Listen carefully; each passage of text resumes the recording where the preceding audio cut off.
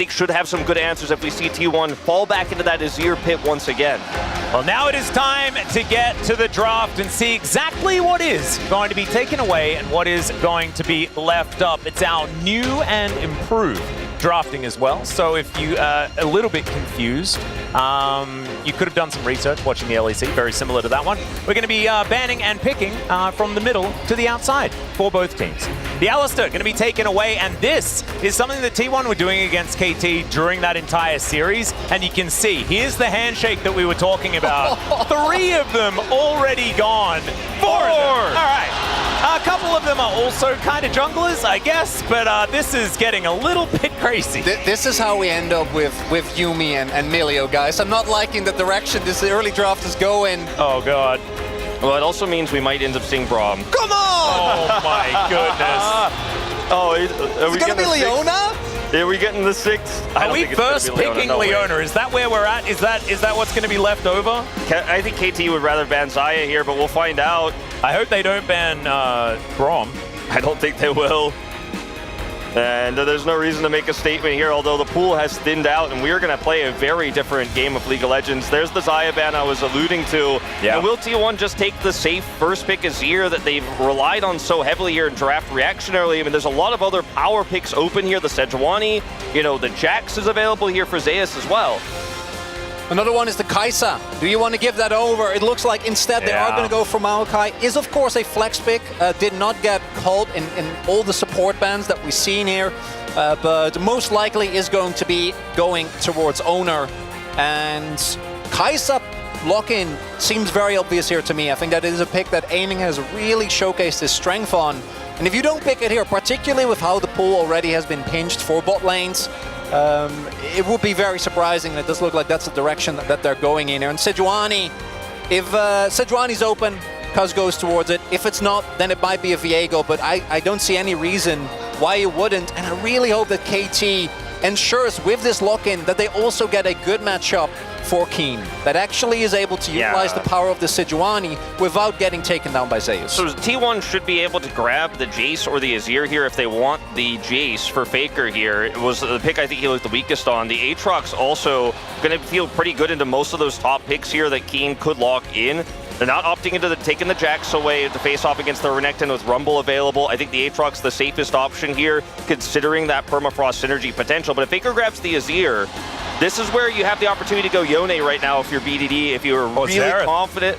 It could go Xerath as well. The Talia that has been popular is also very strong. BDD played the Xerath in that Hanwha series. And it looks like with the poke they've already got with the Kai'Sa, it's going to give it a hover here.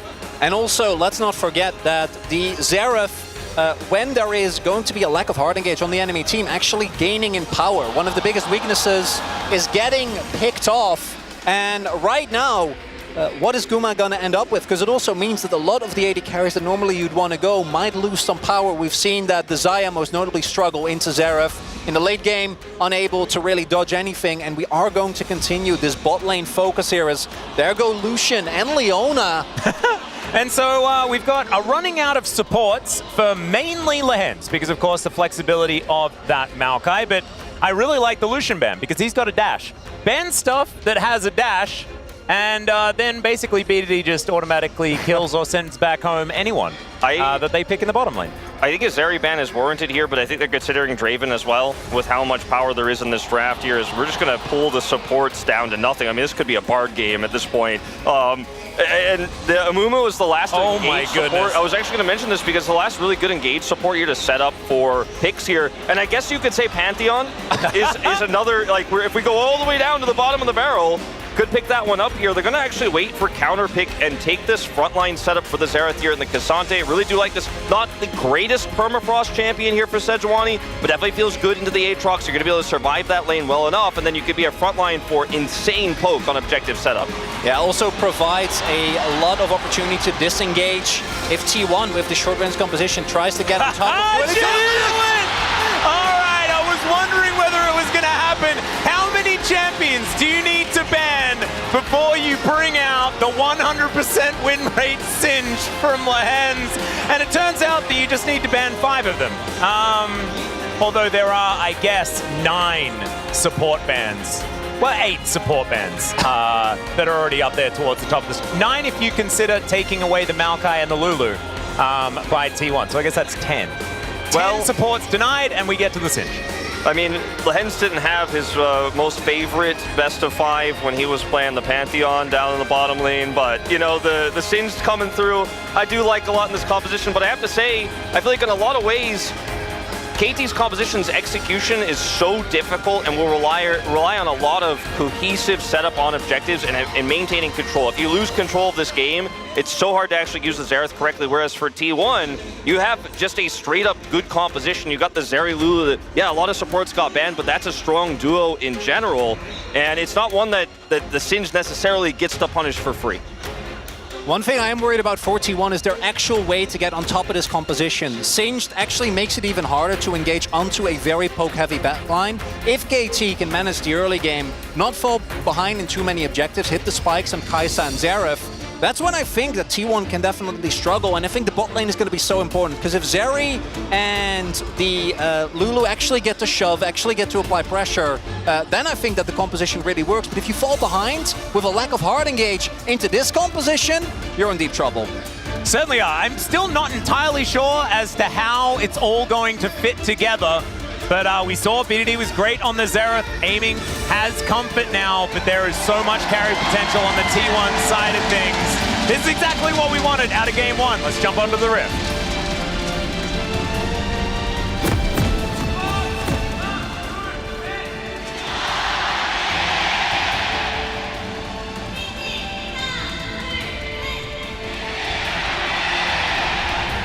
All right, and the Daejeon Convention Center erupts with the Whiting chants as there's a cute little ward towards the bottom lane that we are checking out. Thank you very much, Jonah Strong, for bringing that one to our attention.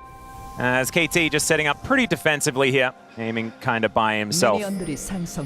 And I am very intrigued. We have seen Lehens find victories on this Singed over and over again, but the reason why is because he picked it into Yumi's and just destroyed them. It was his ultimate counter pick, and him and Ruler would just prey on cats. That's what they did. Oh, this is the trademark Lehens level 1. It didn't go well for him last time he tried this on the Leona with the Zenith Blade coming up a little bit short, but on Singed here, we'll see. He has a targeted ability this time around. Oh, are they going to go for it? You can see from the positioning as well. T1's like, yeah, we don't trust that brush. We don't go near that brush. Oh dear, well, they went near the brush. A few autos do go down, but otherwise it is not too much to worry about there for Gumayusi, so in the end, not really too much action. And looking at the rune choices... Whoa, that's a flash! Never you mind! Okay, Keria is immediately going to heal. Takes a lot of damage from the passive there, and Lehens now has his all-time favorite summoner spell prepared and ready, Chronicler. Has the Hex Flash at the ready. That was one of the rune choices. He went for Unsealed Spellbook. Definitely something we've seen him use before. As here we go. Obviously, as far as counter picks goes, has been something that really... he's Hex Flashing. We're looking for it. And Gumayusi going to be zoned for a little bit. Mega Adhesive going down here. And Lehens going to take a fair bit of damage. As if he's not able to really get there, then while he's running away, there is some opportunity here for T1. Yeah, I mean, you have to actually connect those, as Lehens is just trying to stop Chronicle from making color points about how good he is at Singed by trying to prove it. He's like, you don't need to tell them, I'll prove it. Okay, oh, that is a heads-up little sapling, as Cuz does get the ward down. Well played here by Oner. Gonna hide. Yeah. Doesn't have Smite, though. I'm pretty sure Cuz knows exactly what's going on here, and he is just going to be able to steal this one away. Not going to be able to get all the popcorns, though, so he will be all right. Still not too bad. What I wanted to highlight, though, is that Faker actually went for Conqueror here. We've seen most Azirs go for Comet specifically into the Azir matchup, because obviously once you get to the point where BDD gets a decent amount of... aiming does get tech there. Yeah, that's a Void Seeker that Keria is going to take in trade, but it looks like KT are just looking for a bit of a reset. Yeah, once you get to the point where there's enough damage for BDD, I can't make a point, they're in! Yeah, Oner is going to twist and advance forward. BDD's going to flash away. Sapling is down, but it shouldn't find him. Faker's already flashed over, shifts the sands. BDD tries to slow him down, but it does not work. Arise, Sand Soldier, and there is first blood. Yeah, I mean, this is just a huge lead here now for Faker in the mid lane. I mean, you were talking about the Conqueror trying to take more aggressive extended trades here in mid lane, and it leads to that health bar being chipped down enough, and then BD is pushed out. Keen as well, struggling here in the top side of the early part of this matchup. I mean, this is very common for the Aatrox to get a lead here. But man, Faker, he pushed the advantage there, wasn't afraid to follow on the flash, knows he has his cooldowns just in the nick of time to secure that kill. BDD now down a teleport as well. And what's really big is that there's no flash available. One of the big reasons why we didn't like the Xerath initially, even though I think the matchup we've definitely seen develop as... Oh no, there's a flash. Keen has to get out of there. And T1 are unrelenting, right? The pressure that they're already putting up in lane is kind of crazy, but not having flash when Faker has an experience advantage is such a big risk, because it means that particularly with something like the Maokai, where the setup is so easy, BDD is going to have to play so much safer, and at least in the early game, KT definitely getting pummeled a little bit. Yeah, teleport down, flashes down, Faker he just gets to teleport back to lane for free and continue to put that pressure on. And now, I mean, Oner's got a lot of power here. They have Prio bottom side, they have Prio mid, and then top side, of course, Keen with no flash is just going to be sitting under turret here. And this early game has gone so well. And when Faker hits level 6, just as you were talking about, that threat of the Emperor's Divide all in is absolutely there. So this means that Cuzcon has to surf this lane here. Lehen's also coming up for the roam, trademark Lehen's, and Faker's going to see that and say, all right, well, I'll sit back for a minute. Yeah, just throws some glue on the ground and then walks away. Does not reference it any further. Now, heading towards this Dragon Pit. I don't know whether KT will start this one up. Bottom lane just fresh off a reset here for T1, though. Just making sure that they can get some control of the area. First rate going to be that Hex Tech. And let's have a look at this one again as BDD walks into the open arms of the tree. Yeah, just trying to kite up here away from the Sand Soldiers, and that's exactly where Oner is. BDD just expects him to be doing Scuttle and just not be that close, and he's just completely punished for it. Not the end of the world just yet. 500 gold is the lead here for T1 as the Drake has been started off. Full control here for KT. Bottom side, and with 4 people in the area, they will do a fair bit of damage to it as we head towards sepia mode.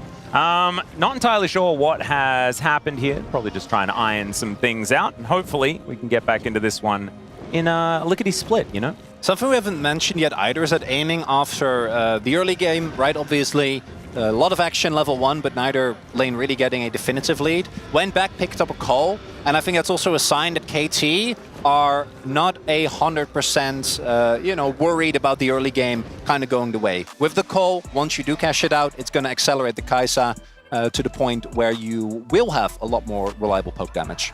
Yep, we have a little bit of a peripheral issue that has, I believe, basically been sorted out, so we're going to be jumping back onto the Rift very, very quickly. Just wanted to make sure that we could get some shots of our beautiful venue here in Daejeon. Looking absolutely fantastic. The second largest convention center in Korea? Just crazy. Can you believe it? We can't, personally, but we'll just have to take them at their word. We'll have to take them at their word. It's been a really nice venue so far. I mean, we've got a really nice caster section in the back and everything. I feel like I'm getting the VIP treatment waiting for this to start, or I was. Now it's started, I'm not waiting anymore, and we're back in the game. But yeah, you mentioned the call buy here. I think KT just gonna kind of have to sit back and scale a little bit in this early game with how the first gank went and how VDD is now flashless. Of course, now Faker still has that level 6 advantage, and there is a lot of poke and a lot of setup in the later game, and getting this Drake actually buys you a ton of time as KT to scale up towards that poke that you're going to have later on.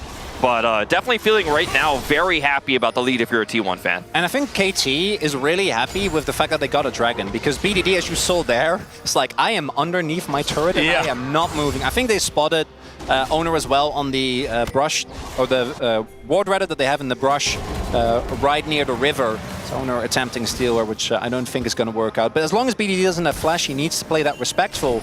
And being able to still get yourself an early dragon with a composition that, as mentioned, KT is going to scale obscenely well if they can just get the atomization on BDD and aiming. One thing I'm a little worried about is that it will be full AP, because aiming with the Shiv already being built up and the fact that he went Halo Blades, very obviously going to opt in towards the probably hybrid build. I don't feel like you go full AP when you also have a Xerath. But that does mean that particularly if T1 get early leads and have the funds to itemize into MR, I think KT's comp can run into some troubles, even if we get to the later stages of the game.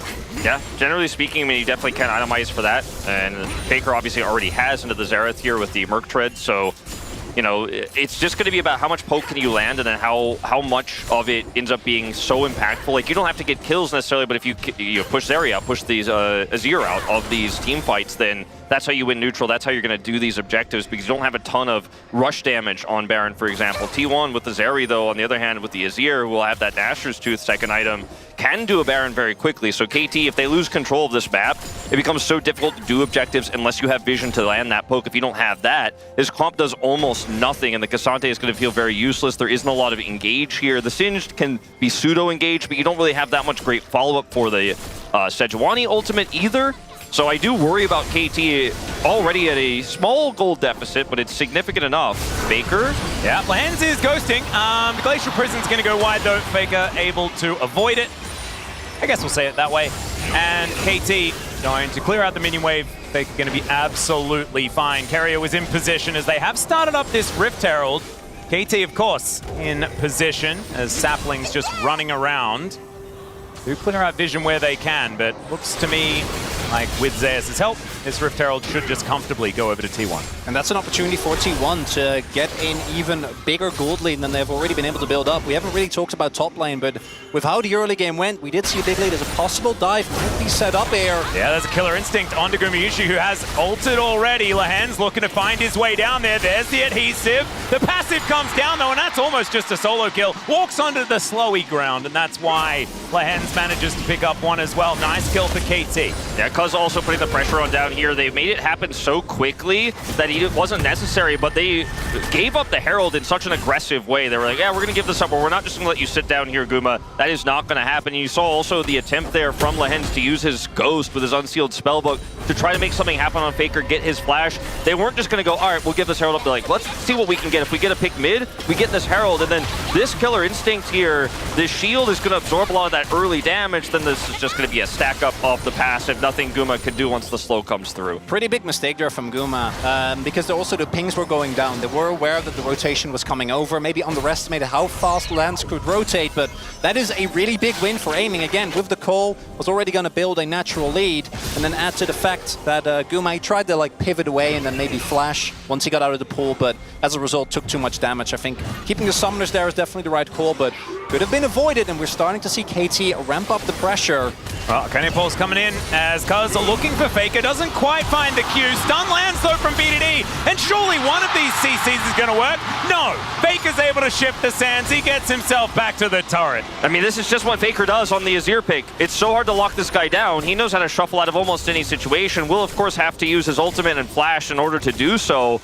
But very well played. Looked like he was dead for sure, but he plays it so perfectly. Waits till the last second to use his shuffle there. The Sand Soldier he puts back on the turret, and also handles the first play there so nicely. And Lehends just constantly wants to catch Faker. He wants to put the pressure on. He's not just going to say, all right, I picked Singed, didn't work out in the laning phase. I'm going to roam. I'm going to make pressure happen every time I've got Ghost, every time I've got ult. He hits level 6, instantly goes mid and makes a play happen.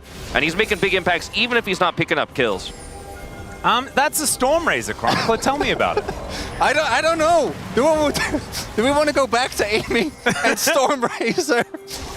It looks like it's going to be 80 Kai'Sa after all. And I actually think that given that we are looking at otherwise a full AP composition, it definitely is a build that is a much higher risk, while at the same time making it harder for Team 1 to itemize. The fact that he goes Stormrazor though is...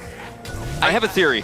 I feel like he decided after starting the Shiv component, like, I need to actually build AD, and so he decided to go for Stormrazor take. Because it doesn't feel like an item you'd even want to go first on Kai'Sa in general. Doesn't suit her as well as a lot of the other items like Kraken Slayer you'd want to rush. So it feels like just an adaptation on the fly, which isn't a good sign for me, to be honest with you guys, but I do like what it means in terms of the damage profile. Just don't know what it means, or how much I like the fact that he has Stormrazor on Kai'Sa at this moment in time. But that's kind of my theory, is he started itemizing towards the Shiv and then decided halfway through, like, this isn't the right choice. Well, this Cloud Drake is going to get started up no matter what items they have. And it is going to be secured. Maybe just wanted to get to a one-item spike or something like that, but I guess it's static shift would have come through at about the same time as Ox. Man, you had one job. But I can understand he's probably feeling a little bit nervous here. It is the, the game before the final. This is deciding who goes to Worlds. There is a lot on the line. It's Daejeon. It is Daejeon. I'm kind of wondering if the Stormrazor specifically is tech to try and use the Energize proc to keep up with Zeri and make sure that you actually can... Because Zeri obviously will be very slippery and hard to catch. Gets a ton of movement speed when she uses her ultimate, so maybe that's the angle. I just haven't seen it because we've only seen either Shiv or Kraken Slayer, as you were already pointing out, Wolf. I do think that one of the big things we haven't really talked about yet, because we've been conditioned to believe that top lane doesn't matter over the last, like, what, 5 years of League of Legends? Unless he just made a mistake. Yeah, I mean it could be, but I'm gonna have faith in aiming, and also nothing happened, so I assume it's gonna be fine. But Zeus, because of the attention that's been paid towards Faker, Lehens is okay. Right of the Arcane comes down, and Faker avoids the majority of it by walking.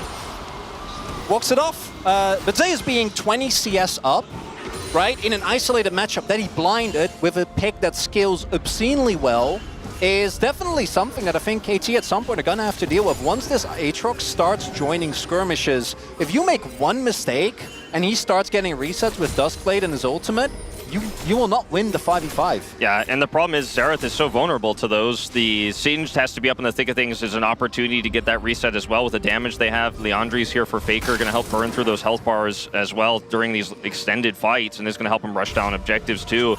I just really like the position that KT is in right now, and despite Lehens' best efforts to make something happen mid, Faker has just avoided death. He has cheated the lane, essentially, with the Xerath counter pick against him.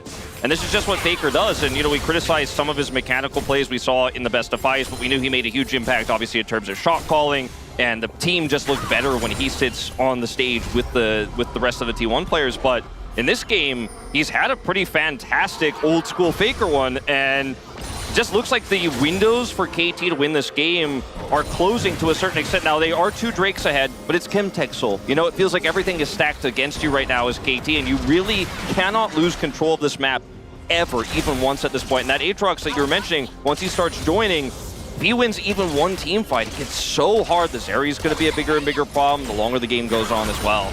And I think KT, with the fact that BDD is still in a good spot in this game, even though all the effort didn't really end up paying off, is going to have to make a really, really big play here when we get to the mid-game, right? Be able to completely zone off T1 off of a couple of objectives, maybe punish them when they do try to go for an early Baron, which I could definitely see T1 try to, and then make sure that you absorb the initial engage. Because again, I do think T1's one weakness is that actually getting on top of the enemy backline outside of the Maokai ult can be hard, and this choke point, I don't think you can move through.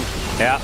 You can see Keen already teleporting in. Here's the Nature's Grasp, though, as now Keen looking for an opportunity, finds a Q onto Oner, and then dashes away. That's a big old ulti as Lehens, he's in there and then out of there. Faker taking a fair bit of damage. Keen, though, is getting very low. 2-man Q comes through from Keen, but now he's still just on the run, and Gumayusi is free hitting. There's a flash forward as BDD is just collapsed on, and Gumayusi picks up the kill on the Xerath. KT not really coming out ahead on that one, although Lehens did manage to secure the eye still.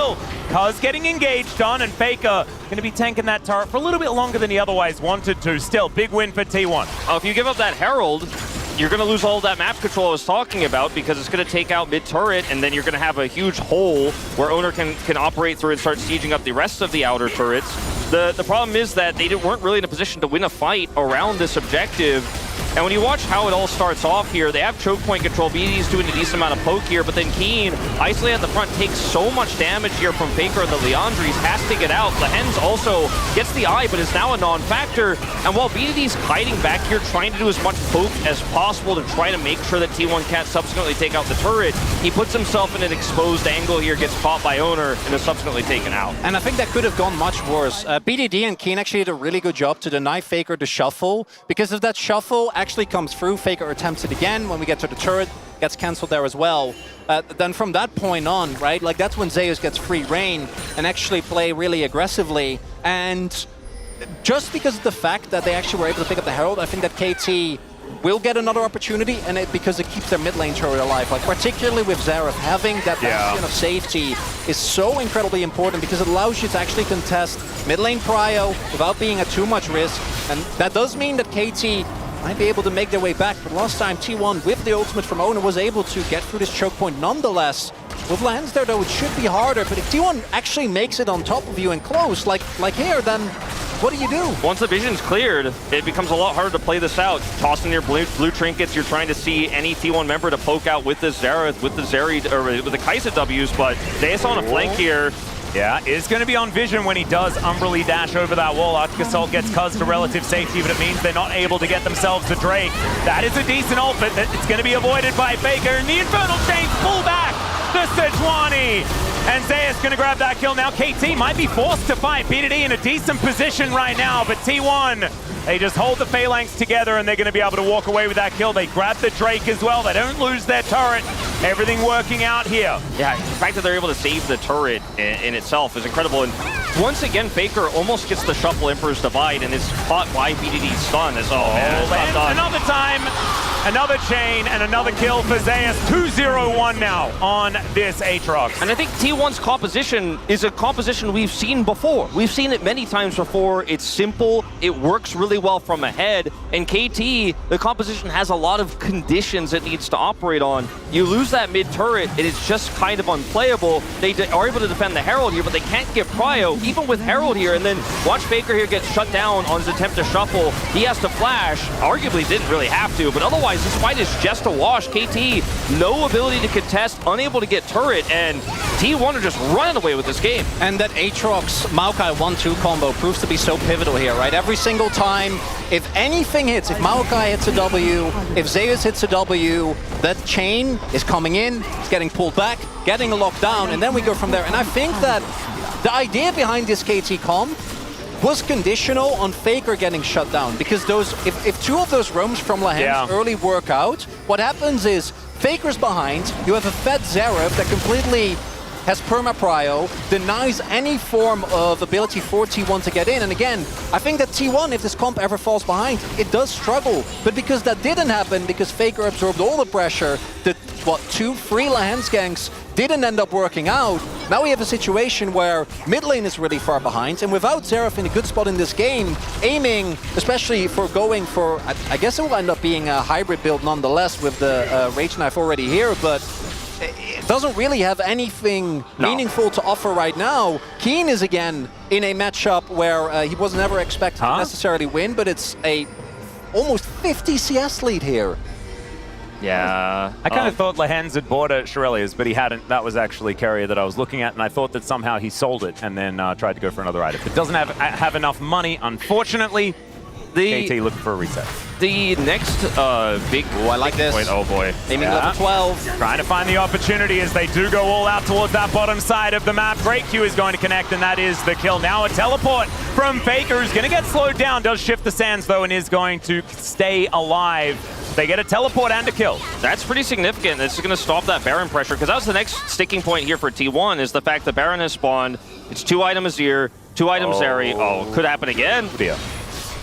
And he presses W a few times. There is a flash from Keen. Emperor's Divide comes down as there's the flash over from aiming. Couple of autos and both solos are now dead for T1. Just like that, KT's back in the game. I mean, it's still a significant lead here for T1, but you take out two of these critical solo laners, and now you can get a little bit more map control, especially around bottom side. Not as relevant as getting top side control, of course, with the Baron being the next big objective.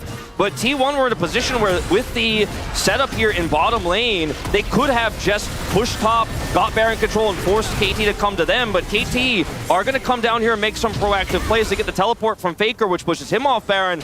Then, Aiming and Keen sit and wait. Faker, he's greedy. He's denied getting over this wall here. Very well played from Keen. Aiming will have to commit the flash, but still, 2 kills to the bottom side. Really nicely set up by Keen. They're also actually utilizing the global or semi-global that Kai'Sa has available. Something that we've seen Nocturne do as well, right? The downside is that there isn't an immediate objective available for them. I think a substantial amount of gold means that KT at least will get another fighting chance, but by itself, that's not enough. And yeah, that teleport from Faker, the death obviously worse, but even the teleport, if this is a Gore Drinker Cleaver Aatrox, then maybe he lives. And the teleport ends up working out with lethality in particular. Once you get caught, it is kind of immediately over, especially if you can't get a quick reset. And it means that KT gets a bit of extra pressure, but, you know, it's 22.5 minutes.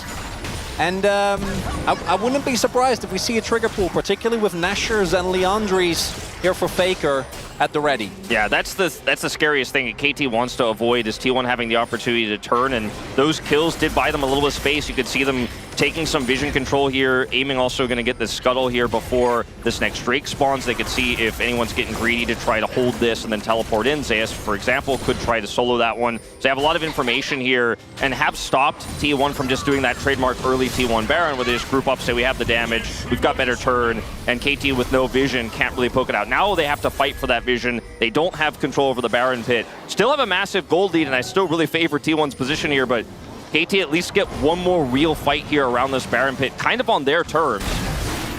Well, it is going to be the Drake that's going to be started here as Aiming and Cuz just dive into the pit, immediately teleport from KT. They are committing to this one. And T1 are a long way away from this. Keria is going to turn up, but he's not exactly all that tanky. Oner trying to speed his way in there with that Shirelli as it is going to be the Baron secured. Can KT escape? Is the question.